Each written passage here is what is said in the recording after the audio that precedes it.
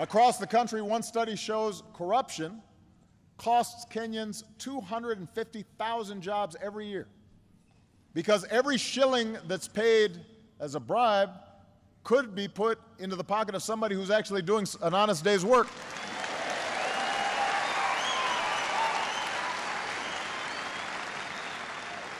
The ability of citizens to organize and advocate for change, that's the oxygen upon which democracy depends. You know, democracy is sometimes messy, and for leaders, sometimes it's frustrating. Democracy means that somebody's always complaining about something. Nobody is ever happy in a democracy about their government. If you make one person happy, somebody else is unhappy. Then sometimes somebody who you made happy, later on now they're not happy. They say, "What have you done for me lately?" But that's the nature of democracy. That's why it works, is because it's constantly challenging leaders to up their game and to do better. And such civic participation and freedom is also essential for rooting out the cancer of corruption. Now, I want to be clear. Corruption is not unique to Kenya. I mean, I want everybody to understand that there's no country that's completely free of corruption. Certainly, here in the African continent, there are many countries that deal with this problem, and I want to assure you I speak about it wherever I go, not just here in Kenya. So I don't want everybody to get too sensitive. But the fact is, too often, here in Kenya, as is true in other places, corruption is tolerated because that's how things have always been done. Here in Kenya, it's time to change habits and decisively break that cycle, because corruption holds back every aspect of economic and civil life. It's an anchor that weighs you down and prevents you from achieving what you could. If you need to pay a bribe and hire somebody's brother who's not very good and doesn't come to work in order to start a business, well, that's going to create less jobs for everybody. If electricity's going to one neighborhood because they're well connected and not another neighborhood, that's going to limit development of the country as a whole.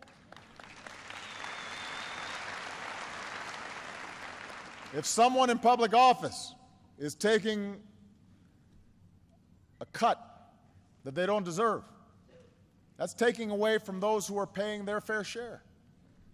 So this is not just about changing one law, although it's important to have laws on the books that are actually being enforced. It's important that not only low-level corruption is punished, but folks at the top, if they are taking from the people, that has to be addressed as well. But it's not something that is just fixed by laws or that any one person can fix. It requires a commitment by the entire nation, leaders and citizens, to change habits and to change culture. Tough laws need to be on the books. People who break the law and violate the public trust need to be prosecuted. And ordinary people have to stand up and say, enough is enough. It's time for a better future. We come to see that some traditions are good for us. They keep us grounded. But that in our modern world, other traditions set us back. When African girls are subjected to the mutilation of their bodies or forced into marriage at the ages of 9 or 10 or 11, that sets us back. That's not a good tradition. It needs to end.